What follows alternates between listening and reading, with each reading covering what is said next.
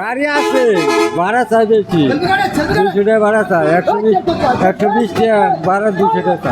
200 টাকা দেওয়া কোনো ব্যাপার না, কিন্তু 200 টাকা দিয়ে যাবো কেন? আমি আর 2 ঘন্টা পরে গেলে আরে এরাই আঙ্গুল চুষ্ট নি যে প্যাসেঞ্জার পাইবো না। আমার দলই এটা আর কি, আমার নিজের দলই একটা, বিএনপি সাপোর্ট করি, এর লিগে আমি করি নিজের দল। এরা তো টিকেটে যা ভাড়া তাই নিচ্ছে, এই নাগরপুরের গাড়িগুলো আপনি ডাবলেরও বেশি নিচ্ছে ভাড়া। কোনো কমপ্লেন নেই ভাই, যেখানে বাসই নাই সেখানে অল্প মানুষজন চলতেছে, একটা বাস যদি 2 টাকা বেশি নেয় তারও পেট চলতে হবে তো।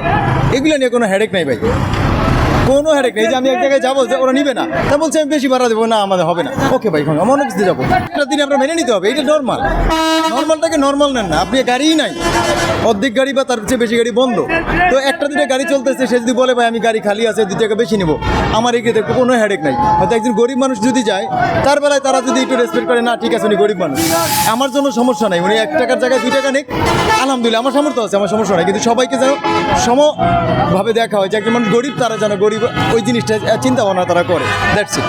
হচ্ছে টাঙ্গাইল জেলার মির্জাপুর থানা, ওয়ারশি ইউনিয়ন বাড়িতে যাচ্ছি। কিন্তু বাস ভাড়া তো বেশি, সব জায়গায় বাস ভাড়া বেশি যাচ্ছে।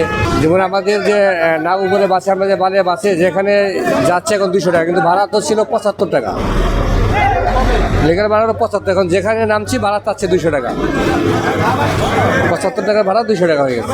প্রশাসন বলে লাভ কি? এখন সবাই তো ভোটের তাগিদে যাবেই, কথা বলে তো লাভ না, কারণ সবাই তো যাবে যে ভোট দেওয়ার জন্য, একটা উৎসাহ উদ্দীপনার দেশে যাচ্ছে যে ভোট দিবে, এখন হয়তো বেশিতেও যাচ্ছে, যাওয়া লাগবে এই জন্য আর কি।